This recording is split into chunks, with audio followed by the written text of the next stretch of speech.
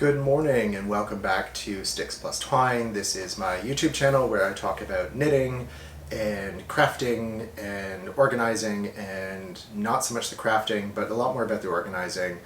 And yeah, so here we are again.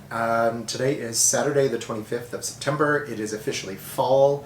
I am so thrilled I can't even begin to tell you. The temperatures have finally started to come down a little bit, so it's not quite sweater weather yet, but it's at least a light jacket at night kind of weather, and I'm thrilled about that. So, sorry, I am just recovering from a bit of a ear-throat infection thing. Not the cove, don't worry, it's fine. I was tested, it's fine. So, what are we going to talk about today? Actually, I have my notes, believe it or not. I made notes. Well, I'm pretty organized, if you're a returning viewer, you know I'm pretty organized. So, what are we going to talk about? We're going to talk about today a little bit about status of whips, and specifically in relation to the Sticks Plus Twine Fall, which I'm actually, I'm so thrilled with everybody's progress. I'm seeing the hashtag being used, which is amazing, and so we're going to talk about that. Talk about a few new additions to the family that I have added in the last little bit. They're sitting here to my left. You're probably right, my left. Anyway, we're going to talk a little bit about organized knitting, and then I had some questions out of the last episode that I thought I would answer here for everybody to enjoy, hopefully. So that's where we are today. Welcome back, and let's get going.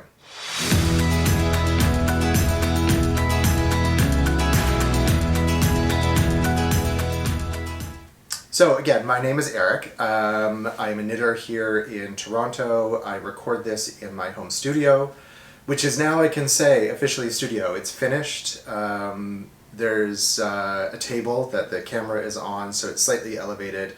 Still working out the angles, but I think this is going to be okay. Yeah, so we're back. You know, I'm feeling really good about this. I had to wait for the sun. The sun is just over my left shoulder.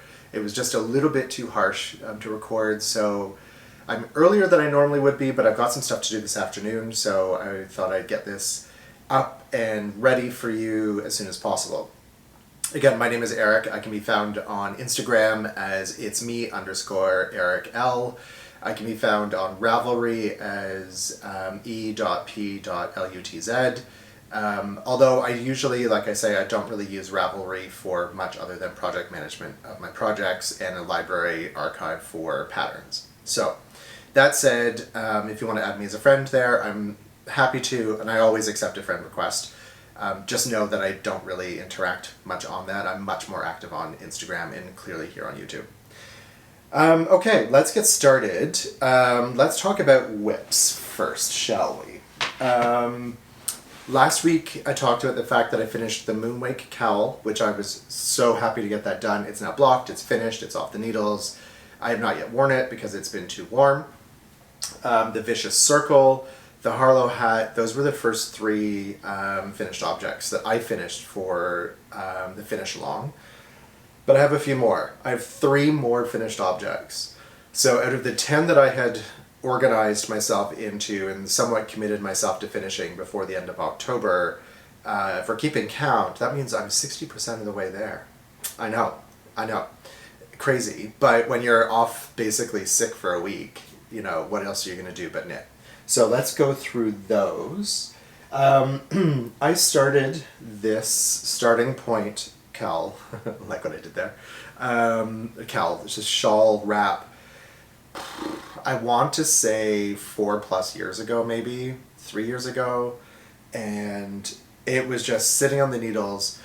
The way that this is constructed is you basically knit the 2 ends in to the center point, and then you fill in these sort of like triangular sections.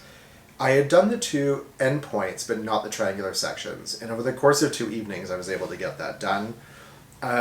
It is blocked. I'll insert a picture of it blocking here because I don't have a finished object-y sort of thing to show you, but it is here. This is folded in half twice, both long ways and short ways, and these are the sections that I was referring to that were not quite finished.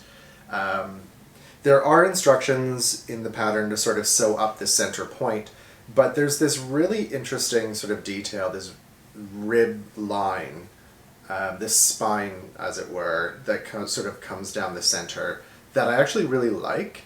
So I'm not going to close up that center point, but there it is. It's quite long. It's a really big scarf. It's quite heavy, actually, surprisingly. But I'm thrilled with it. There is a Ravelry project page that has all the yarns associated with it. I think there's 2 hedgehog fibers. I'm pretty sure the light blue and the green are hedgehog. The darker blue is Georgian Bay fibers, which I don't know if they're around anymore. The gray is indigo dragonfly, and the yellow I honestly couldn't tell you. It's in the Ravelry page, so I didn't look it up. But I'm thrilled that that's done. That was a big one to get finished, and it freed up a bag. So I'm now, maybe I'll show you as part of our organized knitting segment, I'll show you sort of what I've acquired to sort of hold project bags in, just so I can sort of keep them contained, because they have a tendency to sort of run amok if left up to their own devices. So that's finished object number 1 that I wanted to show. Number 2, I finished the sparkwood hat. This is a pattern, so I should have mentioned the starting point is also a Joji Locatelli pattern. This is the starting point hat, which was released as part of the Tones launch from Brooklyn Tweed. This is the watch cap version, and I did it in 2 colors. I'll list the colors down below. And it's actually pretty awesome. It has been blocked, so I wanted to sort of see how the yarn blooms. I think I might have a new favorite yarn. I'm not going to lie, I was a little worried about how tight this was knitting up, this fabric, on the needle. I'm not used to knitting an entire project in a worsted weight on a US 5 needle. I felt like that's going to be really tight. And with this much cabling going on, the entire top portion of the hat is cabled. I thought, oh, I don't know. However, I was proven wrong, because it fits exactly as I would want it to. It's snug, it's tight to the head, which I want. I can't see a lot of cold wind getting through this, so I'm really happy with it.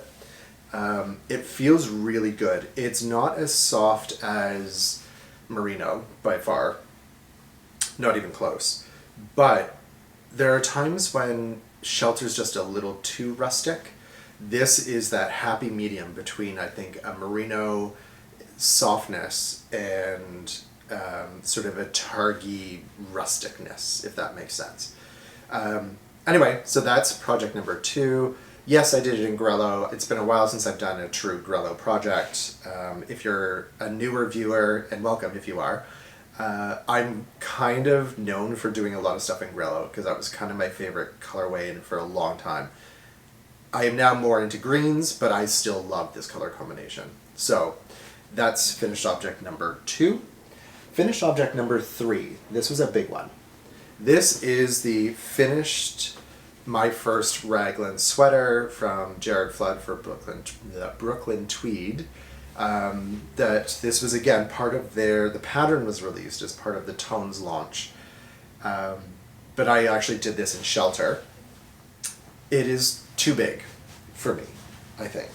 It has been blocked, because I love Shelter once it's been blocked. It blooms and it's still rustic, but it's soft and woolly, and yeah, I just blocked myself, but that's okay. This colorway is Storm Cloud. It's a warm gray with bits of brown and blue in it, which is stunning. I love it. This I finished this week while I was watching. I started to rewatch all of Downton Abbey. It's still on Netflix here in Canada. I don't know if it is anywhere else. And I just felt like this was the perfect color and the perfect sweater for Downton Abbey. It made me feel like that sort of rustic country lifestyle, which I don't live in the country, and I'm certainly not rustic, but it made me pretend that I was for a minute. So, that one's done. It's too warm to wear right now, outside anyway, and the sweater is definitely too warm to wear. The raglan detailing came out beautifully. I'm thrilled with that. If you're new to this channel, if you go back a couple of episodes, I will talk about the fact that I had knit the entire body and then had to re-knit the body because it was just too big for my body shape. It was going to end up being sort of an A-line tent. So I re-knit the whole thing. I haven't had the heart to put it on to see how bad it is now, but I'm kind of hoping that with the extreme tapering I added, plus the ribbing on the bottom, that it would be a little bit better. I did get off sleeve island, of course. The sleeves were a little bit short. I'm not sure how that happened, probably because I just got frustrated and bored and wanted to bind off. But in the blocking, I did stretch them out quite a bit. So we shall see what we shall see. If it doesn't fit me for some reason, I will likely give it to my dad as a Christmas present. He is a little bit shorter than I am, so it will probably fit him perfectly well. And as much as I will be loath to see this beautiful sweater go to somewhere else than my closet, that's okay. It's okay. I haven't really made anything for him before, and I have many other sweaters planned, so that's fine. So that's it for finished objects. That's 6 out of the 10. So that's, okay, time for guilty pleasures, because I did cast on something new, and I'll tell you about that in a sec. Okay, before we move on to my guilty pleasure, I wanted to talk about what I'm working on currently, and that is whip number 7 for my fall finish along. And this is what I'm calling my Mexican sweater. It was inspired by the colors of Mexico and ordered while I was living there over the fall and winter, late fall and winter this past season. And I'm getting there, y'all. I'm getting there. I finally just picked it back up, and it's a tangled mess at the moment, but it's upside down because I don't want anything to fall off the needles, and I forgot to put my little needle stitch stoppers on the end. I am knitting this in Brooklyn Tweed. This is Ranch 3, which is sport weight, so it's taking a little bit of time. I'm knitting the body and 2 sleeves concurrently. I have 3 sets of needles in this sweater. I thought it was a brilliant idea because this sweater is not designed as a striped sweater. This sweater is designed as a color work yoke with a plain stockinette body. But I got this brilliant idea that I was going to order all the colors and make it into this stripy thing that you see now. I won't say mess because there is a process and an order to it. And I am about 3 inches away from finishing, 2.5 inches away from finishing the body. But because I am using a really specific 10 round measurement for each color, that way I can make sure that the sleeves and the body all match. That means for me, I've got about 2.5 colors left before I go into the ribbing. I am trying really hard to keep to using 1 color at a time, doing the body and then the sleeves. That way, when I finish the body, which will be done before the sleeves, that way then I just have to power through and I can get it done. I feel like I've got maybe another 4 or 5 days left on this, maybe faster, depending on how much knitting time I get. This brings up an interesting point though. I have had a hard time choosing the right sizes. And there's just something inside my head that says that I am still really, really big and I need big sweaters. And nothing has brought that more to light than blocking my existing sweaters again. I pulled them all out of storage because it's fall and it's time to do that. So if you haven't started blocking your sweaters for fall, now's the time because they take, a day or 2 to dry at least. Also, here's a handy tip. I just got an OXO sweater dryer that's like a fold-up thing that you just it folds away, it'll put away in the side of by the side of your dryer kind of thing. Not expensive, it's like $35 Canadian on Amazon. But I gotta tell you, I just blocked my Rift sweater, which is in Quince & Co. Lark, so it's worsted weight, and it's dry in a day. What it does is basically elevates, it works like every other sweater dryer, it just elevates it so that some airflow can happen on both sides.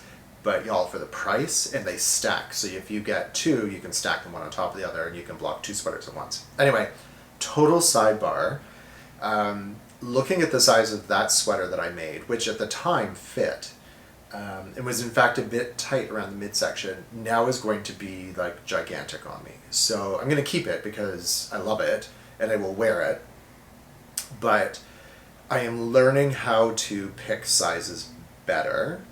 And it's not about gauge, it's not about not hitting gauge, it's about understanding my own body dimensions. So I had a quick little visit with, it was a lovely visit with my friend Sandy earlier this week. Sandy by the Lakeside. I'm sure that 90% of people watching this know who she is because she's awesome. And I had her actually take my new measurements for me so that when I am selecting patterns to make, I can much more accurately and objectively choose the sizes. There's nothing worse than finding out after you've spent all this time and money and effort and energy to make a garment that doesn't fit the way you want, right? We all know that, we've all done it. So this is the last one. Well, no, I have two more that I still have to finish sleeves on. Those are, once these are done, these are the works in progress. Once they're done, and I will wear them and I will love them, I will be making sure that I'm selecting the correct size. So one of the other things I've done is I actually took, and I'm totally segueing here, but go with me, right? I took one of the sweatshirts that I love wearing most, that feels the most comfortable, that I feel comfortable in, that I feel good in, and I have measured that garment so I know that a 44-inch chest for me feels really good. I don't need any more ease than that. It gives me about an inch of positive ease, inch and a half, and I'm happy with that. I don't need any more than that. This sweater, to bring it back to where we are, this is sitting at almost, I think when I measured it, it's at 49 inches. So it's gonna have like 6 inches of positive ease around the chest. I'm okay with that. Like, it'll be fine. It's a really cool, pretty sweater, and it'll be a little oversized, a little bohemian. I'm happy with that. I'm so not bohemian, but I'll pretend. So anyway, all that long-winded story to say, I am really going to be happy to have this one done because I really want to wear it, and I want to see where I was and what I thought. It's a good sort of historical marker as well. So that's that. It is currently living in my olive green porter bin from Fringe Supply Co., which sadly does not exist anymore, but I cherish the fact that I was able to get one of these. I have two. I have another one that's sitting on the other side of the studio with my Weekender light, which I also have to finish as part of this finish along. I have nothing but big projects left, which it's a good thing I love them all. It's a good thing I love these projects. I've kind of wanted to get a bunch of like quick hits done, so those are now done. So that's that project. But, okay, now the moment you've been waiting for. This is, and hey, look, surprise, another olive green fringe bag. This is the town bag. I have to admit, I was a bit of a pig when it came to fringe bags. I bought too many of them, but I love them. So, and they're so durable, they'll last forever. In this bag, however, is my latest cast on.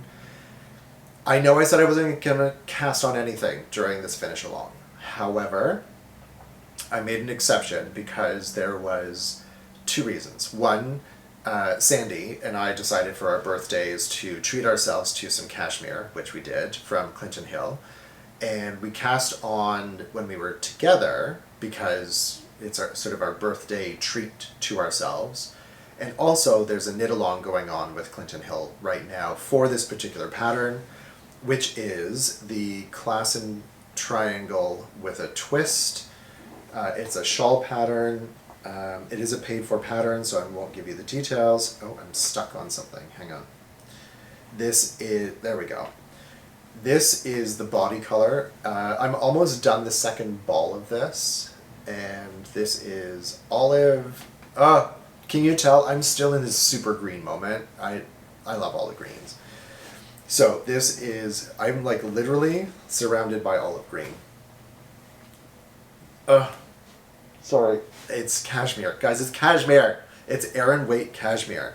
There's going to be 5 balls of this surrounding me all winter long. But here's what makes it the twist. You add a contrast color for your last ball that creates this beautiful border. And it's going to be in this beautiful neon yellow. So can you picture this? How cool is that going to be? I'm not going to lie, I did not pick these colors. Sandy picked these colors for me, but they're perfect. So it is what it is. Like, hello, get a designer to pick colors for you? Pfft, done. I'm in. Sold. I literally have like just this tiny little bit left of the second ball. It's flying off the needles. I'm using my Indian Leg Artisans hexagonal needles for these because they feel like, I felt like with cashmere it's soft. I wanted a needle that felt a bit luxe to go with it. So that's why that lives on those needles. Guys, it is a pleasure to knit on. So whilst I've been powering away on the sweater, every now and again you need to do something a little bit different, right? So this knit along is going on, I believe, until November. There was a Zoom call for people participating that happened this past Sunday evening, which I was on, which was a lot of fun. I got to meet some new folks on that. And there will be more. So anyway, if you're interested, I highly, highly recommend. The pattern is intuitive. Once you sort of get into the rhythm of it, you don't even need to refer to it. There is a lot of purl rows back because it is stockinette stitch, it's not garter. But I don't really mind because cashmere. Cashmere makes everything acceptable as far as I'm concerned. So that's it for what I'm working on now. I am staying really, really monogamous in a lot of ways. However, I'm going to give one more caveat to that, and that's for if any of you, like me, have been feeling a little bit like it's been a slog getting through a lot of these whips, and you just need a break, and you need to inspire yourself, you need something new to do. I have a solution. So you've been looking for a solution for the whipiverse, the whipicitis, the startonitis that's setting in, but you don't want to derail your progress. I have the solution, and this is what I did the other day. This is my hanger of swatches, and I posted this on my Instagram the other day. Well, it wasn't the intended part of the post, but it lives in my studio. So this is one sweater swatch that I did quite a while ago. This is a previous sweater swatch that I did for a different project. And this one I did the other night because I believe in swatching in case of emergency. If you're feeling like you're just a little too pressed around finishing things, and you need to feel like you're doing something new, this kind of thing does not take very long. It gives you that sense of working with maybe a new yarn, some variety. It's like adding, honey to Parmesan cheese. Like, ooh, I haven't tried that before. I have, it's good.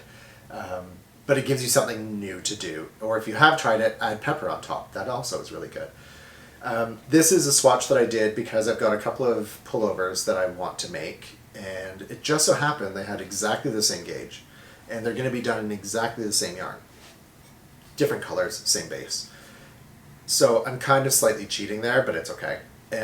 So what I do is I give myself permission, do the swatch, soak the swatch, pin the swatch. I don't pin aggressively, I just pin just so it doesn't shift or curl, just basically to avoid the curl. And then measure and label. That's the other sort of tip I have for you today is these little craft labels. I just got mine at Michael's. They were $2 for 25 or 50 of them. And I just throw a little pin on so I know exactly what it is, when I did it, what size of needle I used, and what project it's for. And then it becomes decor for the studio, I guess you could say. So I have this like little like inspiration window. It's kind of like, I want to say it's kind of like having like your dream board of knitting.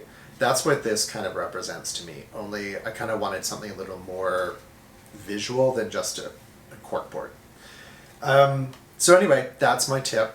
Swatch in case of emergency. If you're feeling a little pressed and you need something new to do, give yourself permission, do a swatch, and then go back to your project. Because you know what? Then you'll be like, oh, I'm ready for the next one. I've done something to progress to the next one. So let's talk next about a couple of additions to the family.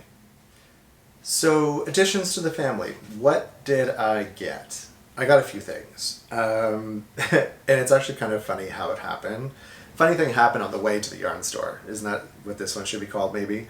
As I mentioned earlier, I did have a quick little visit with my wonderful friend Sandy, and we exchanged some birthday gifts. And she knows my deep and abiding love of things camouflage, and how much I desperately loved all of her different camo colorways of her bunny bags and her tote bags, etc. And she so generously and kindly gifted me a second camo bag in this beautiful gray and inky blue, and oh, I just love it. I do have a project that I put inside here. This is going to be my first colorwork cowl by Jared Flood. I have all kinds of leftovers of shelter from various projects, so they're all just sitting in here. I've got a little bit of artifact, some tent, this one is iceberg, I've got some natural colors. So this is going to be what I'm going to throw together into a first colorwork cowl, because I don't want to throw away pieces. You know, if there's like 2 yards left of a color, I'm not going to worry about it so much. And shelter is not good for waste yarn because it just pulls apart too easily. You need something that's definitely going to be worsted spun, not woolen spun for that, because when you pull it out of a piece, it's just going to rip and shred and it's going to be ugly. So that's what lives in here. It's sitting up in my wall o projects to happen. While I was at Sandy's, the other wonderful gift amongst a few others that she gave me was this beautiful skein of woolens and nosh. This is DK sock. It's 90% superwash targi, 10% nylon. It's in the Hawaiian shirt colorway, which I absolutely love. And we're going to make DK socks together out of this. I've never done a pair of DK socks. I've done worsted for house socks, and I've done fingering weight, obviously. But this is going to be something a little bit different for me, so I'm really looking forward to making that. I also was so excited to hear of Thought to Thread launching their yarn line, and I picked up 2 skeins of DK as well. They are both destined, I think, to be hats, I feel like. This particular one is called Monstera, which you had me at Monstera. It is superwash merino, 230 yards, and it's so soft. This one's really, really nice. This is the superwash merino base, so happy with that one. And then this one is called Novel Pages. This is the habitual yarn base, which is also DK. It's a little bit, I feel like is it a little heavier? It's got actually more put up per 100 grams, so it's a little bit lighter. I think it's a little bit looser gauge. It feels bigger, but I love this too. This will also be, I have a hat pattern specifically in mind for this one. But we'll talk about those later, because this is not about new projects yet. That's coming, but this will be something fun to do a little bit later this year.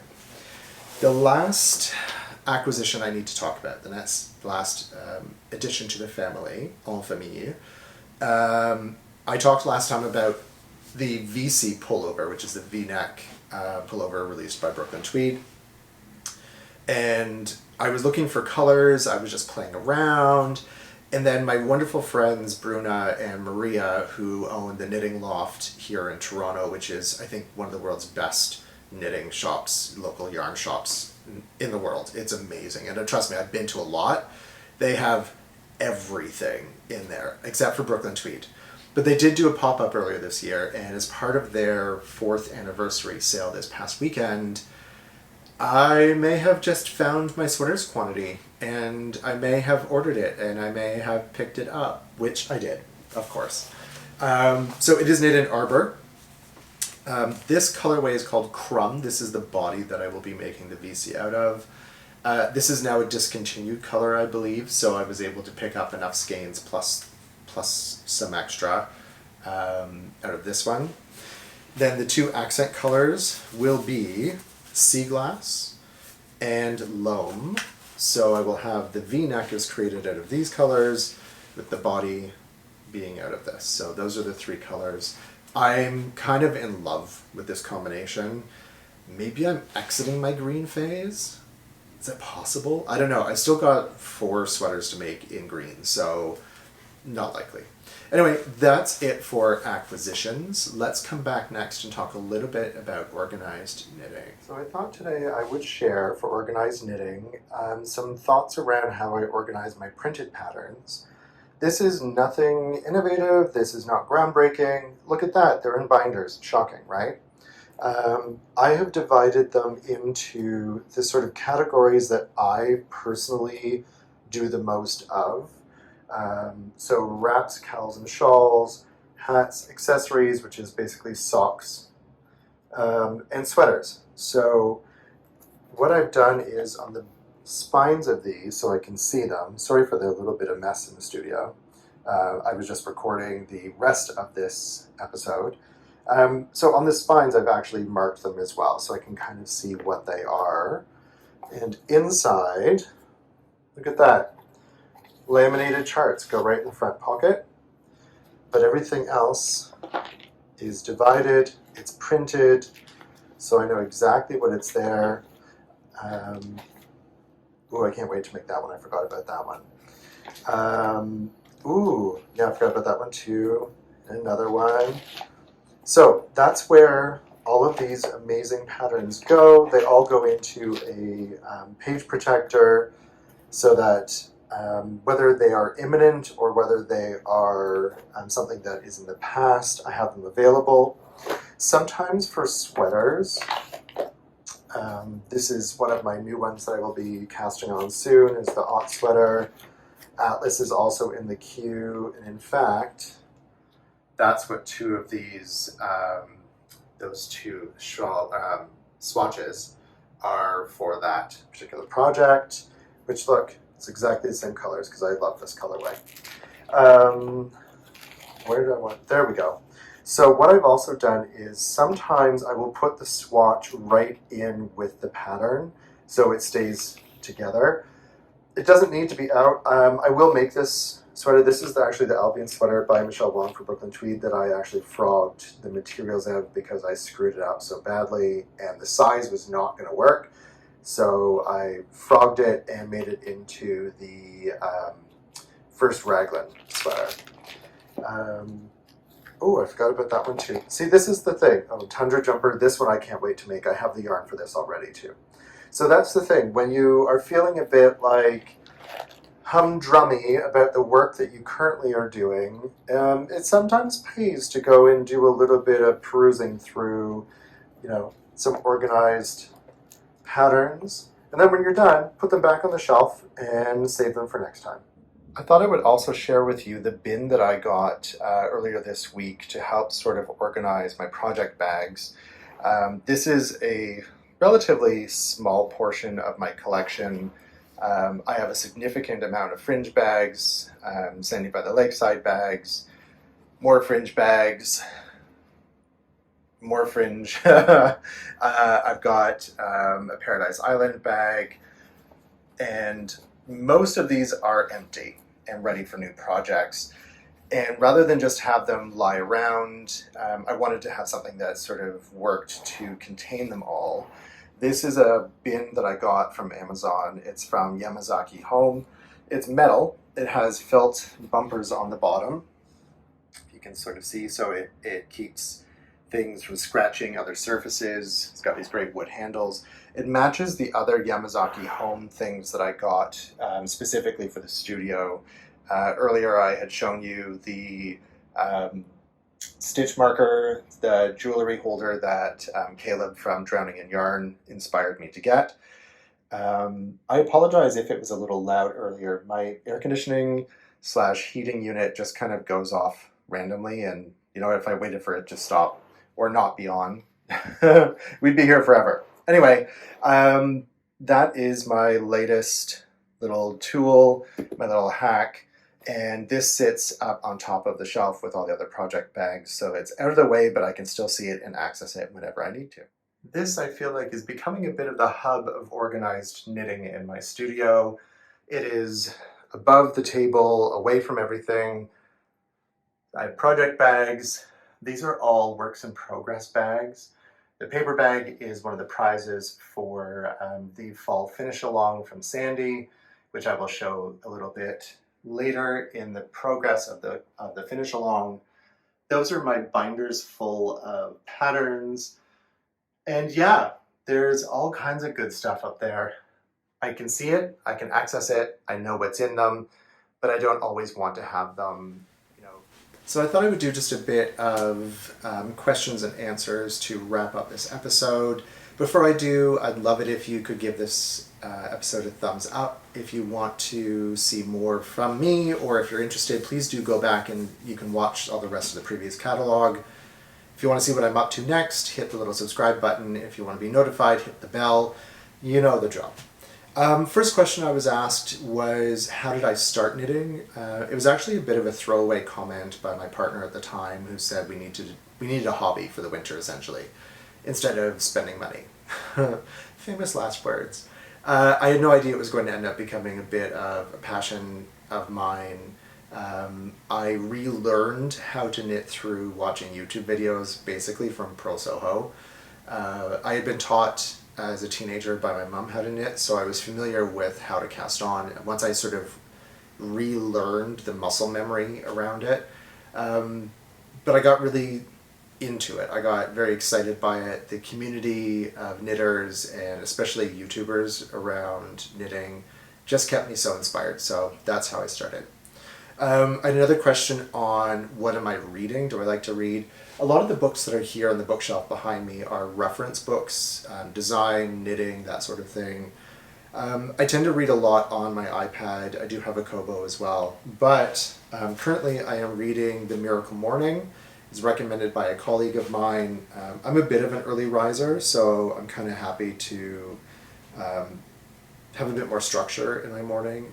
I find it sets up my day for success, so I'm reading that.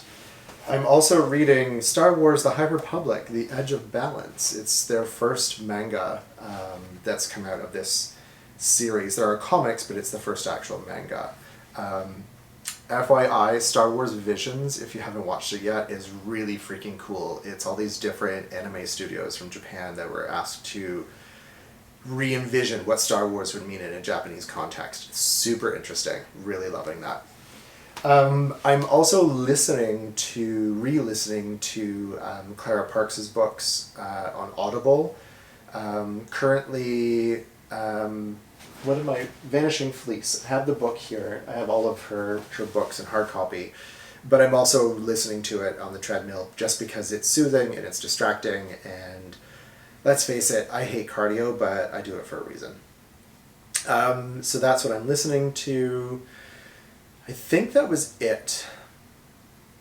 I feel like there might be one more. Hang on. The last question that I'm going to answer today is, how do I choose what I'm going to make? That's a really hard one to answer.